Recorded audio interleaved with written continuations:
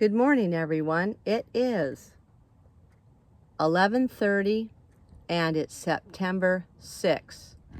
There is sign of hope and improvement. I had the heck of a month this month. Finally found an oncologist and a primary doctor. Her name's Sherry. She is definitely helping me with pain management. Got my first x-ray. I do have cancer in the L2 and L4, but they said that once I take the anastrozole, which is the hormone blocker, that will help with the pain because it will help repair the bone and stop the cancer from growing. Also, I'm going to be taking some Pasibiob, Ibrance, to slow down the cancer growth, along with reading and following some regimens for alkalizing. Just got my new juicer. I'm very excited, and I'm making a change of plans in my life to focus on health and reading some good books I have in line. There's one book I'm trying to find right now, but anyway, it's called How to Starve Cancer. It's a really good one. I'm really excited about that, and I'm going to read through that book.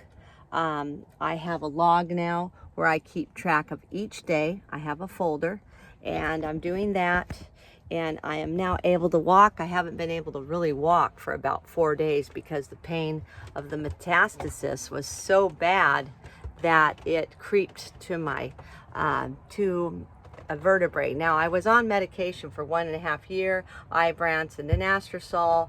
I'm going back on medication. I did take a 1.5 year break, did my own thing, but here's the mistake I made, and humans are prone to mistake, and I'm not gonna beat myself up for it. Now, some people got mad that I know because they're like, why didn't you keep track? I said, you know what?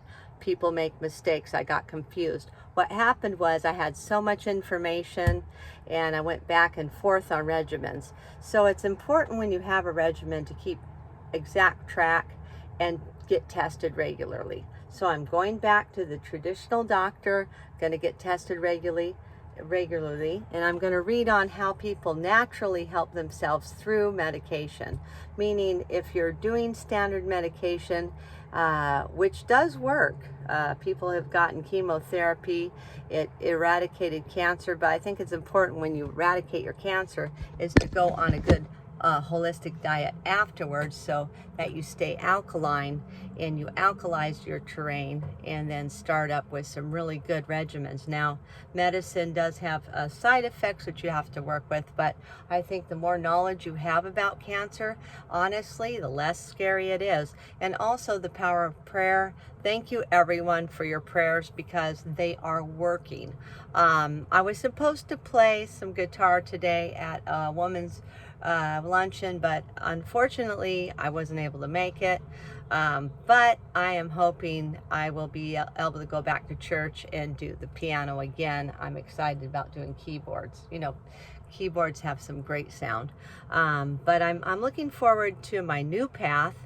Sometimes when you're on a path and you have to make changes for different reasons, then you can curtail, or you could arrange your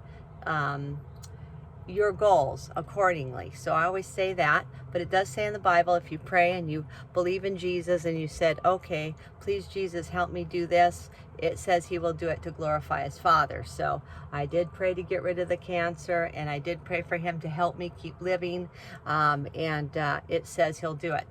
John, I think 14, 16, or 16. I got to get the right one. I got to give you the right passage here. Where is the passage? Anyway, the scripture is, I believe it's John 14:14 or something like that. But I'll have to get that for you next time. But if you look up online, pray, whatever you pray to Jesus, I will do it. You could find some scripture there. But anyway, I don't want to be too vague. But it is a sunny day today. I'm able to get a little sunshine. Took my vitamin D, ate an avocado this morning. As for weighing in, I'm not worried about that. It's always about 109 these days. I haven't weighed myself lately, but it seems like when I'm on an extreme ketogenic vegetable diet, I eat vegetables, let me see, avocados, and I do have limited nuts. I do eat walnuts, different types of nuts, and I do eat fish. So that's basically what my diet's going to be consisting of, but a lot more juice and cruciferous vegetables. Anyway, I'm going to read up on what diet to do. I'll probably still do intermittent fasting, be it an 8-hour window of eating, and that's a 16-hour fasting. So my goal is to do a 4-hour window of eating in a 20-hour fast. So the autophagy will set in, and then that will also help rid cancer cells. Anything to get rid of the cancer. But eating makes a big difference. And I'm going to say this, you can't get in trouble for this. Exercise, good diet, eliminate your sugar. You know, I know all foods, they say have sugar. Okay, that's fine. Eliminate the sugar as much as you can, and it makes a big difference. You know, cancer, when they do tests, it eats the sugar. So I'm going to eliminate sugar just to give it that extra boost so that the medicine will help get rid of the cancer, and we'll see the markers. I'll be showing those to you. But I'm excited about my doctor team.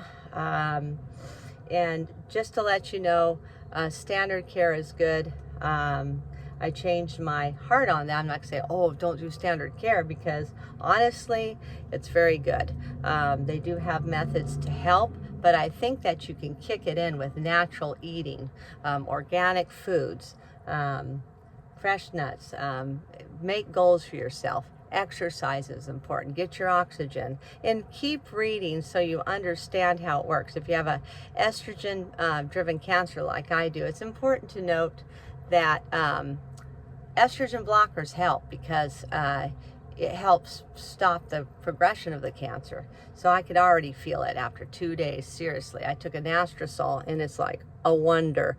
Anyway, if I'm not mistaken, I mean, it's helping, thank God. And as soon as I could start doing my walk, I will. I was able to walk back and forth, which is better than before. And I could read right now because I'm not in dire pain. I was in pain for 4 days because of the erosion on the L2 and L4 vertebrae. You know, the cancer got there, so it's like, it's messing it up. But I feel better right now. I feel like I could go on, and I can't wait to start juicing. I'll share that with you. But if you take anything out of this video, just say there is hope. There is hope, and you could do prayers. When people pray for you, it means a lot. I am just looking forward, and it helps you with the little things. When you're sick and in bed, and you wake back up, and you're like, wait, I could see the birds. It's very refreshing, and you don't worry about the things in your life that, you know, it's funny when you're well, you know, you think of all this stuff you want to do, and you're like, oh, I got to do this and this and this and that. But when you're down and out, you're sick, you don't think about that anymore. So there is quite a difference. But I think this time around, once I get better, I'm going to have a different viewpoint of things, of what I want to do. So I'm changing my goals slightly, altering them, because I have to put health pretty much first. You know, put the Lord first and put health first. Put the Lord first, health second, and pray a lot, because I think that when you got to take care of something, it's good to focus. And I notice focusing on things really makes a difference. I remember back when I focused on Etsy, it was a real big deal. It was like, wow, you know, I was able to become a top seller. I mean, I focused. I did it, and I focused. I never thought I could. But that was like that one Christmas season. It was like really amazing. But now I'm going to focus on getting better and really trying to help other people navigate through this thing. And, you know, pray for people, pray for friends. A lot of people right now, because of our economic situation in our society, are going through quite a bit. The cost of living has gone up. Food prices have gone up. People are pretty stressed right now, and they're in need of prayer. So that's what I've been noticing. And I'm really blessed, because somebody has given me a break of a place to stay. It's a little spot that I could actually call home, and I have a refrigerator and an oven. I mean, you know, a stove. I'm able to cook and navigate through this time. Anyway, yeah, I feel blessed. That's it. And I'm able to cook and have a place to stay. I have a decent yard. It's really pretty. I have a fountain out there. I can feed the birds. It's kind of like living in a park. If you see it, it's really pretty. So it's kind of like I'm camping every day, but you can't beat it, really. I mean, I'm really blessed. So I'm going to just count my blessings every day. And then I'm also going to push forward and try to make a difference in this world. I mean, there's got to be a lot of people out there that are suffering right now, and in different ways, you know. Especially when I was laying down, I was thinking, gosh, you know, there's so many people out there actually suffering and really going through it. You know, they lose their houses in floods. They, you know, people are, you know, there's just all kinds of calamities going on right now. But